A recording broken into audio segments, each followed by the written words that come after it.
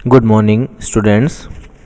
छात्रों, पिछले वीडियो में हमने मानव बस्तियों का अर्थ, परिभाषा, बस्तियों की उत्पत्ति या विकास में प्रमुख सहायक कारक कौन से हैं, प्रमुख तत्व और अध्ययन के पक्ष, इन सभी पहलुओं पर चर्चा की थी।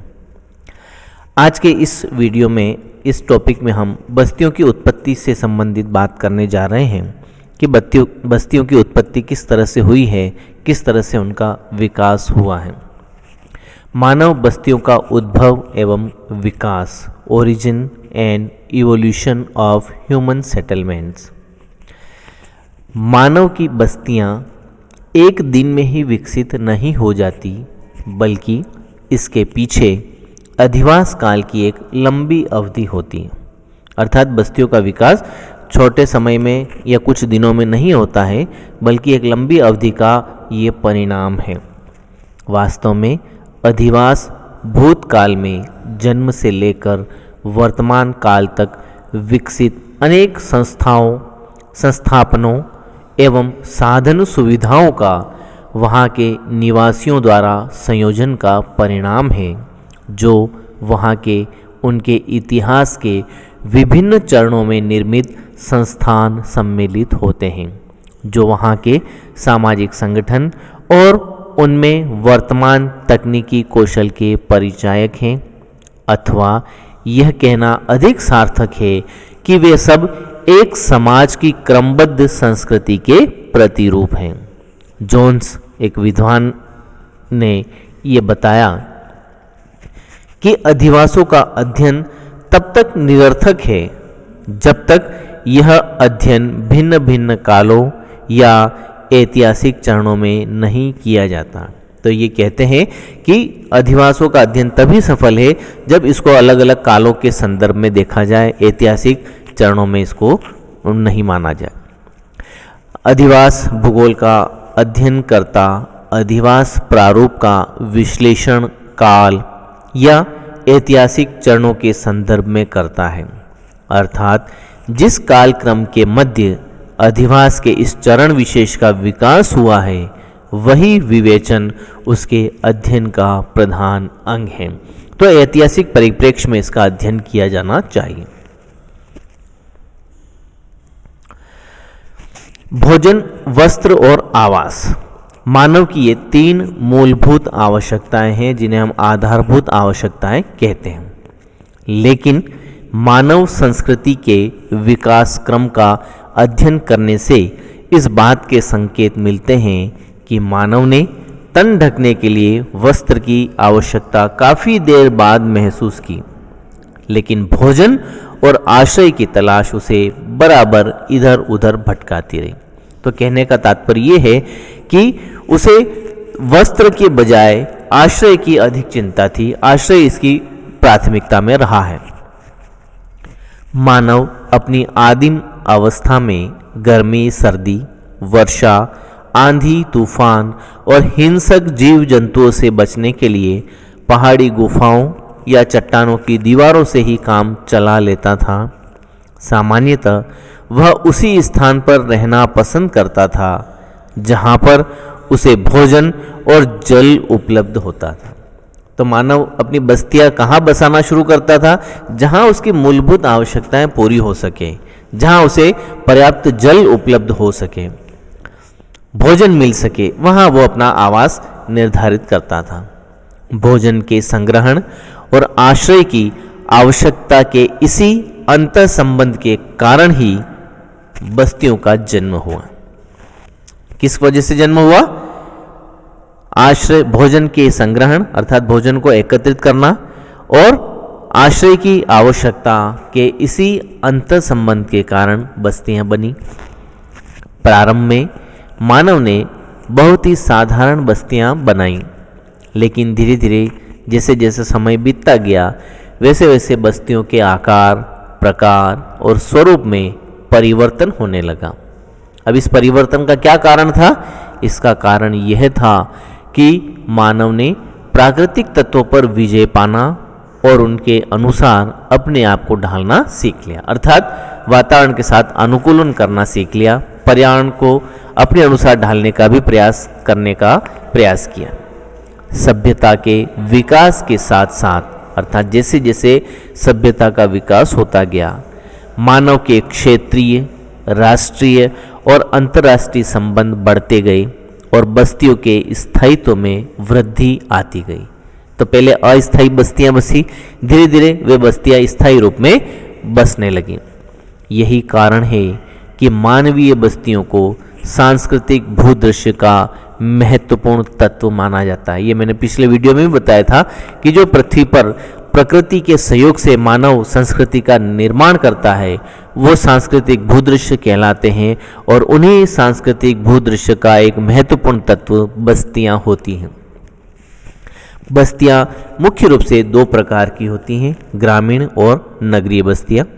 ऐतिहासिक दृष्टि से ये कहना मुश्किल है कि इसका उद्भव कब से शुरू हुआ, लेकिन एक बात निश्चित है कि पहले ग्रामीण बस्तियां बसी और उनके पश्चात नगरीय बस्तियों का विकास हुआ, अर्थात ग्रामीण के बाद नगरीय बस्तियों का विकास होने लगा।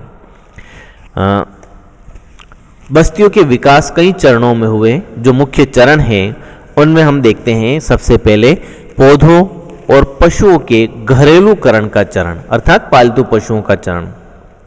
बस्तियों के विकास का पहला चरण पौधों और पशुओं का घरेलूकरण था। इससे पूर्व क्या स्थिति थी? इससे पहले मानव शिकार अर्थात आखेट और एकत्रीकरण पर निर्भर करता था। उसके मूल कार्य क्या थे? आखेट अर्थात जंगली वन्य जीवों का शिकार करना और वनों से प्राप्त उपज को एकत्रित करना, इन्हीं दो कार्यों पर वो निर्भर था और इसीलिए वो घुमक्कड़ जीवन व्यतीत करता था, शिकार करता था, जहाँ मिल जाता वहीं रह जाता था। तो उसका कोई स्थायित्व नहीं था, कोई स्थायी निवास नहीं था। लगभग 10,000 से 12,000 वर्ष पहले मानव ने कृषि कार्य करना शुरू किया। मानव वनों से निकलकर उपजाऊ भागों की ओर बढ़ने लगा और ये युग पाषाण युग कहलाया, जब मानव ने पत्थर के औजार का प्रयोग करना शुरू किया। खेती के साथ मानव ने बस्तियां बनानी शुरू कर दी और घुमक्कड़ जीवन से स्थायी जीवन की ओर बढ़ने लगा। अब यह परिवर्तन शुरू हुआ। कृषि से मानव की भोजन की समस्या समाप्त हो गई और अस्थायी जीवन स्थायी जीवन में बदलने लगा, परिवर्तित होने लगा। मानव ने पत्थर और लकड़ी के उपयोग से बस्तियों का निर्माण करना सीख लिया। जब वो स्थायी रूप से बसने लगा तो उसने सबसे पहले क्या किया? पत्थर और लकड़ी के उपयोग से बस्तियों का निर्माण किया। खेती के अलावा पशुपालन, वानिकी, मत्स्य ग्रहण आदि व्यवसायों से भी बस्तियों के विकास को प्रोत्साहन मिला। तो शुरू में हमने बात की थी आखेट और एकत्रीकरण, ये दो ही मुख्य व्यवसाय थे जिन पर मानव आश्रित था, घुमक्कड़ जीवन जीता था। धीरे धीरे वो स्थायित्व की ओर बढ़ने लगा और उसने एकत्रीकरण, आखेट के साथ साथ विभिन्न पशुपालन, मत्स्य ग्रहण, वानिकी और कृषि आदि कार्यों को भी करना शुरू किया और इन व्यवसायों से बस्तियों के विकास को प्रोत्साहन मिला। तो ये कौन सा युग था? ये युग था पौधों और पशुओं के घरेलूकरण का युग था। अब आता धातु युग। मानव संस्कृति और बस्तियों के विकास का दूसरा चरण मानव द्वारा धातुओं के प्रयोग से शुरू हुआ। धातुओं में सबसे पहले तांबा, फिर कांसा और अंत में लोहे का प्रयोग किया गया। धातुओं के उपयोग से उपकरणों में बड़ा सुधार हुआ और इससे आधुनिक प्रौद्योगिकी की नींव डली, आधार बनी।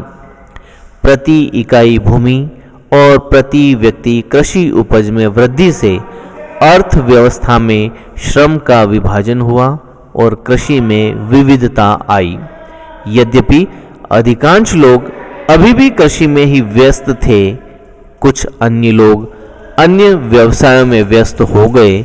इस काल में सामाजिक संगठन सुदृढ़ हुआ, कठोर हुआ, मजबूत हुआ और व्यापार बढ़ने लगा। इससे नदी घाटियों में नगरीय बस्तियों का निर्माण शुरू हुआ। मिस्र में नील नदी घाटी की सभ्यता काफ़ी प्राचीन, सबसे प्राचीन सभ्यता मानी जाती है।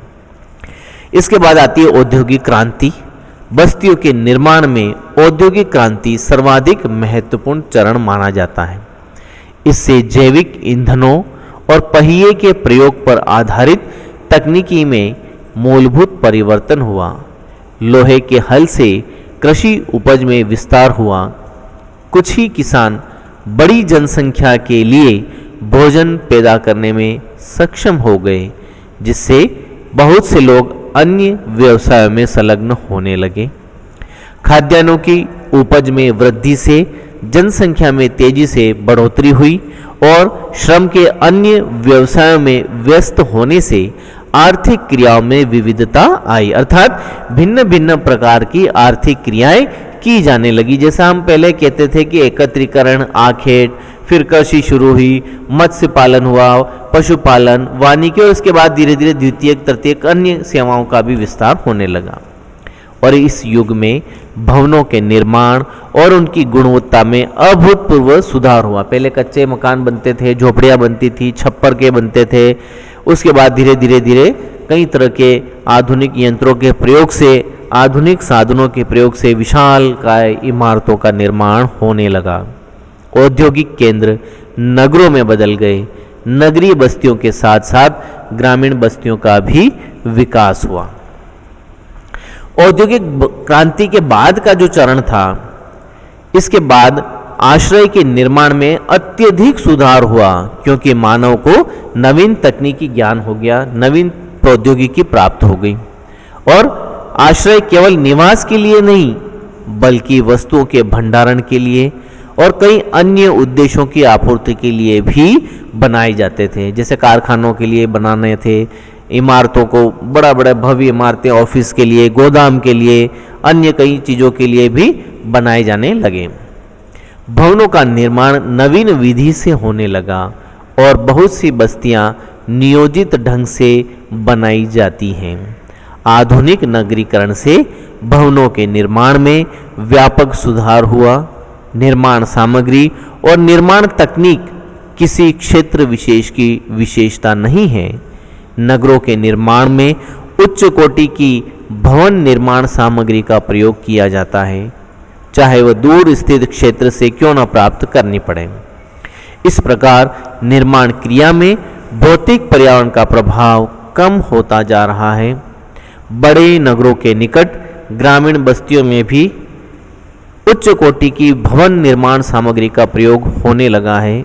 दूर और अगम्य प्रदेशों में स्थायी रूप से उपलब्ध सामग्री से ही भवनों का निर्माण किया जाता है और इन क्षेत्रों में भौतिक पर्यावरण का प्रभाव स्पष्ट दिखाई देता है।